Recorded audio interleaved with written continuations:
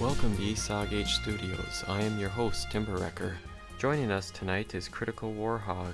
He's going to tell us a little bit about how he plays the Iroquois and about the gold medal experience he had on his latest 3v3 team. Yes, we played 99 games for wins. We also had 22 losses. The team consisted of Timberwrecker, Bully Boy, and I. And mainly I played Iroquois.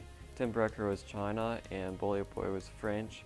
I had the Tomahawk and Ayana combo. Timberwrecker had a pikeman crossbow combo, and Bully Boy did the cavalry.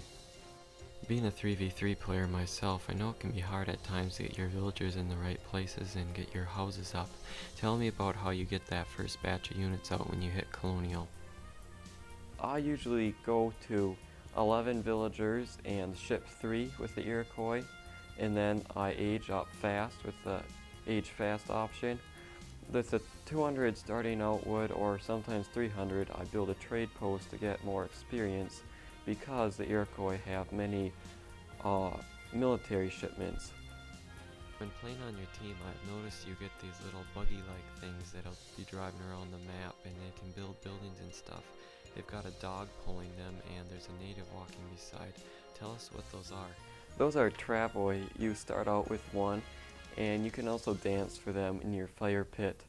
But speaking of that, the one you start out with, I usually send it around to explore until I'm about to get housed, and then I build the house and gets me experience also before I get my first shipment. But wait, you said you build a house with it?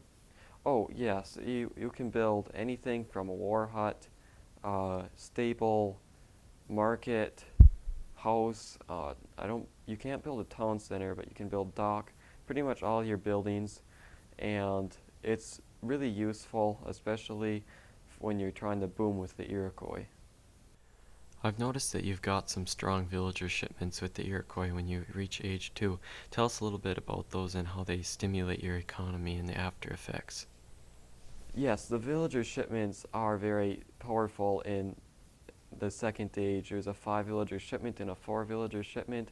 I usually send the strong military shipments right away, like 4 Kenya horsemen, 6 Tomahawk, 7 Ayana, 6 Ayana, the Iroquois Warchief siege.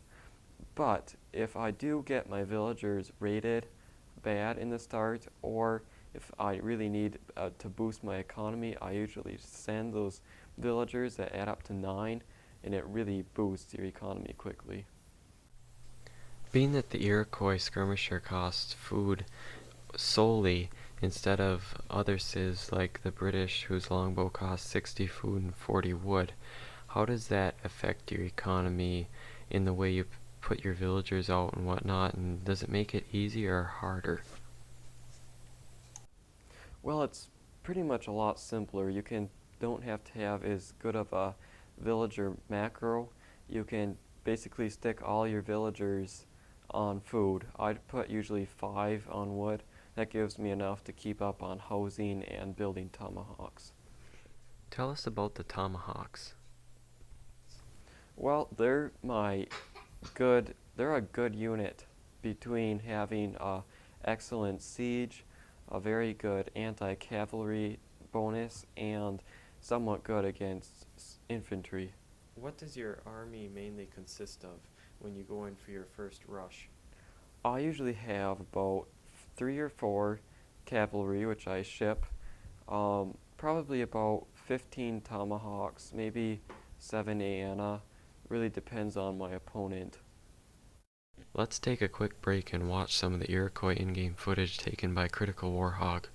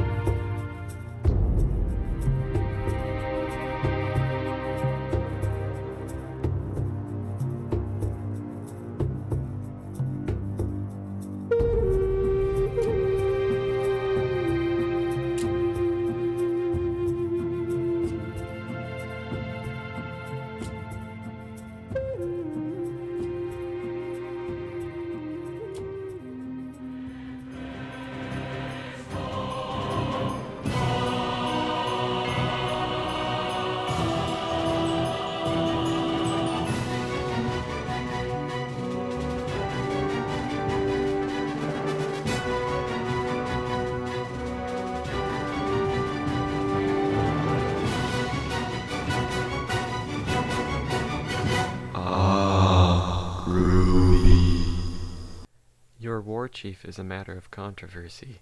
You're often accused of laming with him. How do you lame with him, and what's the effect?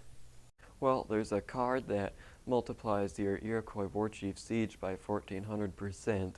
It gives them a 230 some siege.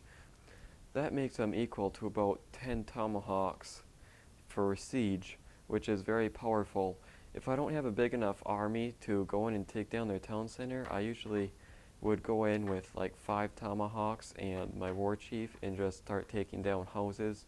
This is very powerful against civs like Russia, which have a big population early with their large military, and the French with their cavalry. Everyone comes up with their own strategy for their civ, but Critical Warhog, would you mind sharing with us your strategy for the Iroquois? Yes, I found that there's a very neat way in team games to defeat your opponent quickly, and it has worked very well for me.